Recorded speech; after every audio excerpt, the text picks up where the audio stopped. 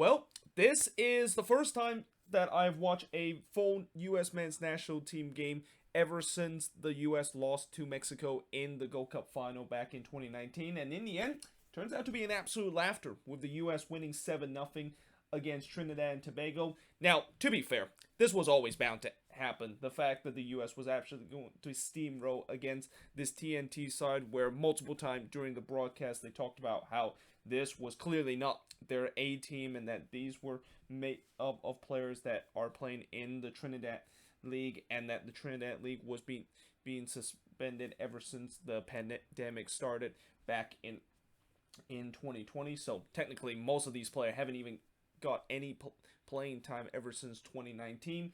And when you face against a U.S. team that was a mixture of U23 roster and the senior team and players that are looking to try to break into the Olympic squad or trying to break in on the frisk of the U.S. men's national team senior roster, yeah, that's basically just pretty much a recipe of the U.S. probably going to absolutely steamroll Trinidad Tobago in this game.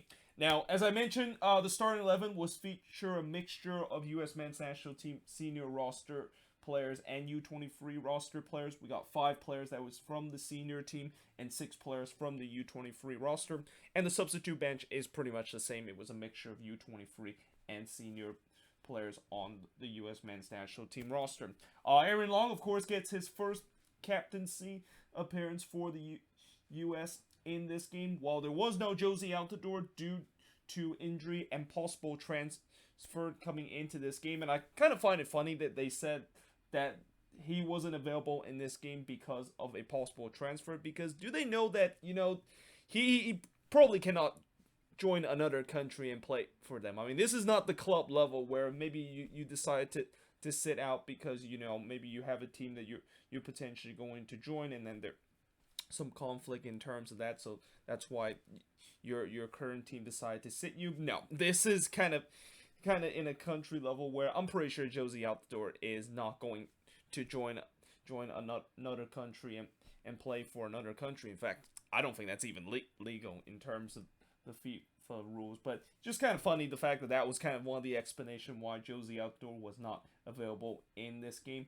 But that being said, in terms of the first half, and really the onslaught all started just 2 minutes into this game when Jonathan Lewis was able to score from Fiera and Sam Vines. I thought this was a big mistake from the Trinidad goalkeeper for Said, who I thought he had a decent game in this one. I mean, I know his defense pretty much just left him hung out to dry throughout this game, but I thought he had some decent moments in this game. But that being said, he also had some bad moments like this one where he basically come off the line and wasn't able to get to the ball before Fiera was able to kind of get to it, pass it back to Lewis to basically puts it into the back net. And by the way, all 3 of these players that was on the score sheet of the first goal, they all had a very decent game, and all 3 of them I expect are definitely going to get a shot in term. Well, at least Fiera and Vines potentially is going to get a shot of being in the Olympic squad.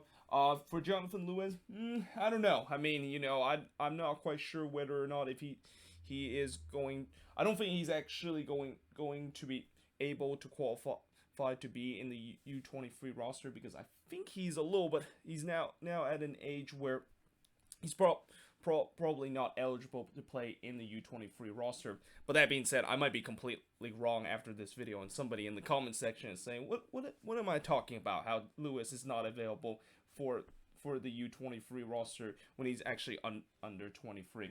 But either way, just 7 minutes later, Jesus Ferreira would make it 2-0 from Sam Vines to make it 2-0 in favor of the U.S. And, the U.S. was absolutely ripping this Trinidad Tobago back line. And that early on in this game, I thought they were just completely destroying the fullbacks of Trinidad Tobago. And there was just so much space on the flank area that, I kind of had a feeling that this is probably going to be a long night for Trinidad and Tobago.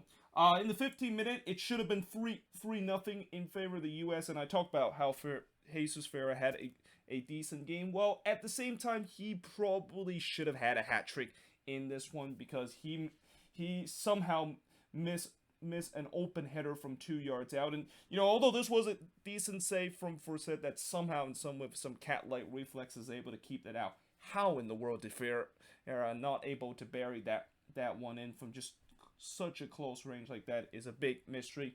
But either way, it was eventually 3-0 in favor of the U.S. when Paul Arriola is able to score from Ferreira to make it 3-0 at that point. And then Ferreira, again, as I mentioned, how he should have had a hat trick in this game. This could have been his hat trick when he missed another sitter after he went one-on-one with the goalkeeper before Herrera had a chance to make it 4-0 from long range, but Forsett was able to make a save to keep this one out. But you can clearly see that the U.S. was definitely hungry to try to get that fourth goal, and that they were also out shooting Trinidad and Tobago 8-0, and I believe Trinidad and Tobago didn't actually get their first shot until probably halfway through the second half in this game. Now in the 41st minute, Arriola would make it 4-0 from Jesus Ferreira to make it that, and that Ferreira, despite the fact that he didn't get a hat trick to his name, at least he kind of got a hat trick of assists to his name up to that point with his third assist before Forsett was able to rob Acosta a chance to make it 5-0. And yet heading into halftime, it was a 4-0 lead for the U.S. and they mentioned that was also the biggest lead that the U.S. has had against Trinidad and Tobago heading into halftime. In the second half, Miles Robinson would score from long and Acosta to make it 5-0. And at that point, I just feel like, yeah, it's pretty clear that Trinidad and Tobago looked like they just stopped playing, because the way that the defending of that goal that they eventually concede was something that just makes you think that they're just basically thinking about not even playing for the rest of the game. Like, all those Trinidad and Tobago players was just standing in the 18-yard box, not even doing their job whatsoever, and allowed Robinson just kind of easily hit that one into the back net to make it 5-0.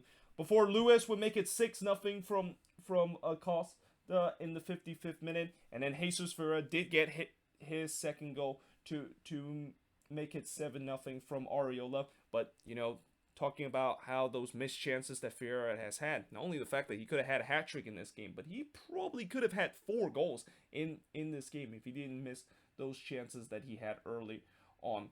But that being said, Trinidad and Tobago did look like they had a consolation goal on hand when there was a penalty given for them after Pereira tripped Alvin Jones in the box, but unfortunately Trinidad and Tobago wasn't able to take advantage of the penalty, as Matt Turner able to make a big save from the penalty spot. And even though at that point it was 7-0, and you would think that it's kind of meaningless, the fact that a goalkeeper would make a good save in from the penalty spot, that still has to feel good for Matt Turner, because at the end of the night he's able to not only get his first ever appearance for the national team, but he's able to get his first shutout with the national team. And that's going to be something that he's going to really feel confident about, and that there could be a chance maybe he could still be on the frisk of breaking into the national team if he can continue to have another spectacular year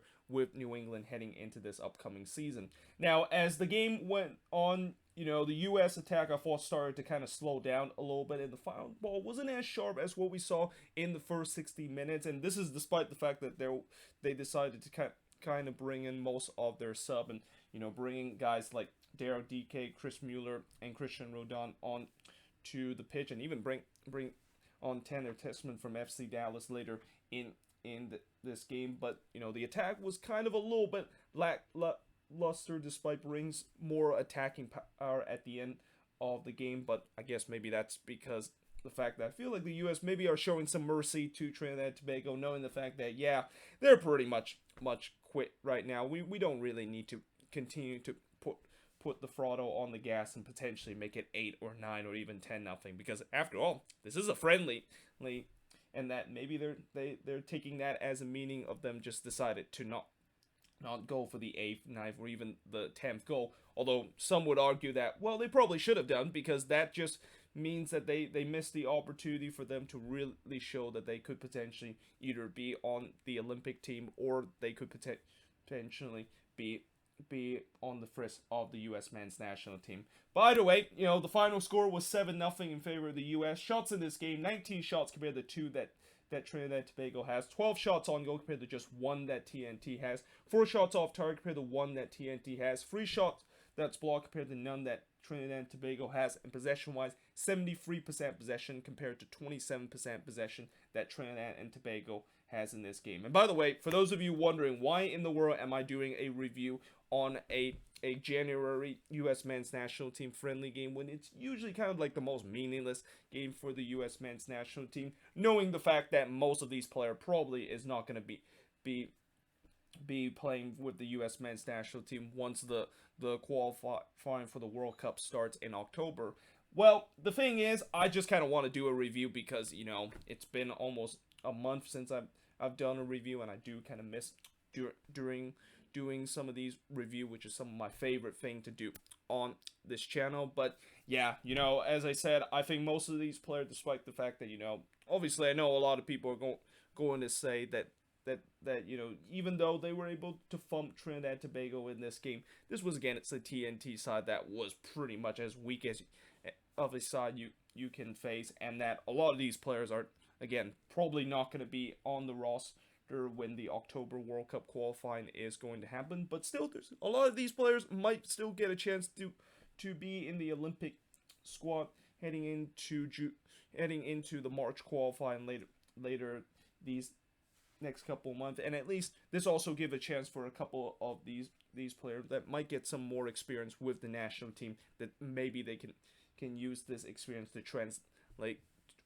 to their club level in the future. But either way, let me know in the comments below, what do you think of this game, and that, do you think this is a sign that maybe things are turning around for the U.S. men's national team, and is there kind of some good positive sign that this team is heading into the right direction as World Cup qualifying is about to, well, I wouldn't say it's about to start because that doesn't start until October, but with more friendlies and also the nation leagues that's going to be happening in June, and that the U.S. is going to finally get a chance to start playing some competitive game, is this kind of a sign where they could definitely look very decent once those games are going to be taking place. But let me know in the comments below. But until then, hope you guys enjoyed this video. If you do, make sure you guys leave a like, smash the subscribe button, and yeah, I of course will see you guys next time.